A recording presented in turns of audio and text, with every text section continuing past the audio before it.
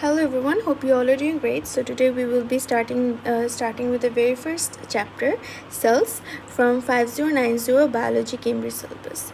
So now, what is cells? Cells are the basic unit of life. Okay, cells are the basic unit of life. From cells, tissues are made, and from tissues, organs are made, and from organs, the entire organ system is made. So the cells are the very smallest unit of life. And then, what are the 1.1 questions? Us what are cell structures and functions? So I'm going according to our syllabus, so make sure your syllabus is open at the same time. Okay, so what are cell structures and functions? We need to know that. So first of all, to know that, we need to observe the cells. So to observe the cells, we use microscope, which allows us to view tiny structures not visible to the human eye, because obviously cells are very small and the structures within the cell are very much more tiny. So for that we need microscopes. So there are two kinds of microscope. One is the light microscope and the other is an electron microscope.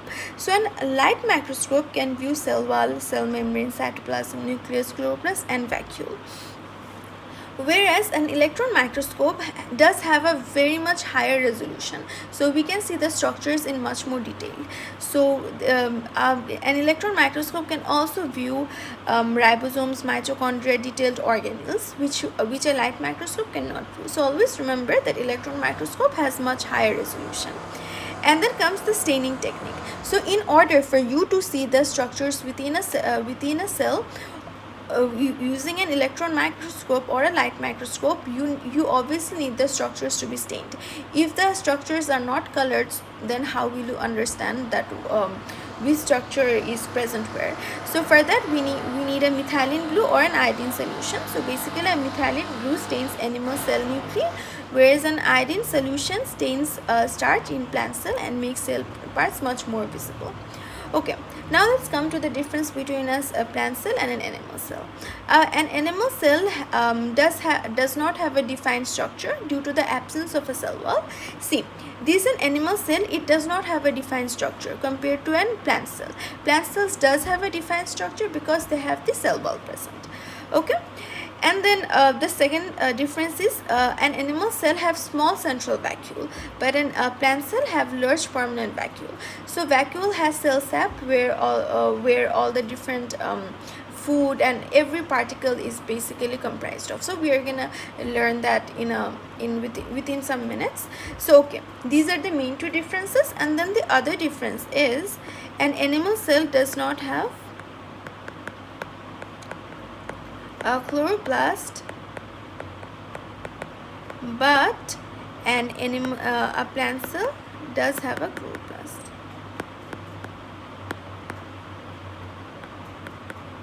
So what is a chloroplast? A chloroplast basically contains chlorophyll, which traps sunlight, and thus photosynthesis can take place. Photosynthesis is the entire process by which plants make their own food. So what does that mean? That plant cells can make their own food, however animal cells cannot make their own food. So now this is the entire structure of plant cell and an animal cell. You really need to understand and able to understand what different structures look like, because examiners are gonna give you the structure and you guys need to able to identify the different structures. So in a plant cell, look at the cell wall. The cell wall gives the cell the entire cell a very a shape, and then there is a cell membrane. You need to know how it looks like, and then the mitochondria, chloroplast, then the nucleus. You need to know how the structures look like. And then in an animal cell, you need to know how a cell membrane looks like. Okay, there is a slight mistake. An animal cell does not have a cell wall.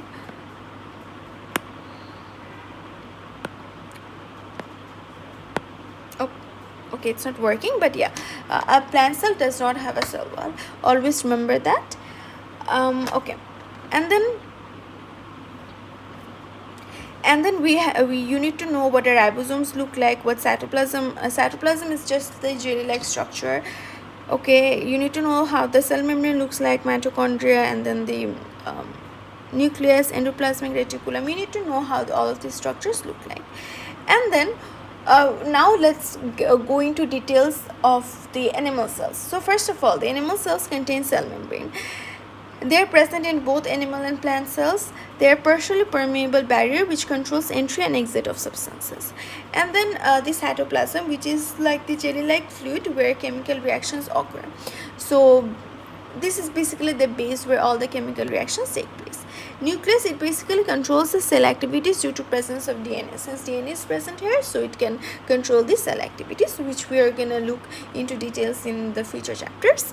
And then the mitochondria, it is the site of aerobic respiration because it produces ATP, which is basically the energy. It is basically, you can say, the powerhouse of the cell, which gives us the energy. And then the ribosome, it is the site of protein synthesis where the protein synthesis takes place. Plant cell contains all above mentioned organelle, but then again they also have certain additional organelle. First one is cell wall. It basically gives the cell a rigid structure which is made up of cellulose, and since they give the cell a defined structure and a rigid structure, so whenever an excess amount of water enters the cell, it basically prevents the cell from bursting. And then the chloroplast, which contains chlorophyll for photosynthesis. And then Layer's central vacuole. Layer's central vacuole contains cell sap, which is the water, sugar or salt, which helps maintain the pressure within which helps maintain the turgor pressure for support. Turgor pressure is the pressure which is created within the cell when excess amount of water enters the cell. So now we need to know the structures of a bacterial cell wall. So now you need to know what different structures look like. You need to know how you need to able to label the nuclear flagella, cytoplasm, capsule, cell wall, ribosomes, all of these structures. So first the bacterial cell contains a ribosome, which okay, so in the other plants and animal cells they contain 80S and 70S ribosome, like two different sort of ribosome. But in bacterial cell they only contain the smaller 70S ribosome for protein synthesis. Cytoplasm, it is the site of chemical reaction. They contain DNA, single circular chromosome. Okay, so in the animal and the plant cell the DNAs were enclosed within the nucleus, but in bacterial cell they're free within the cytoplasm. And then they contain the plasmids, which are small circular DNA pieces that carry antibiotic resistant genes. So basically they are the circular DNAs which carry the antibiotic resistance gene, so that they are resistant to certain antibiotics. Cell wall, it is made up of peptidoglycan. This is very important. You need to remember the name peptidoglycan, which gives shape and protection. They do not contain any nucleus, mitochondria or chloroplast. And then another important thing is you need to know what are flagella. Flagella helps the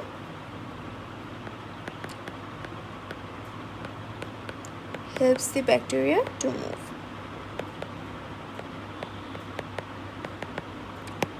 to move or swim from one place to the other.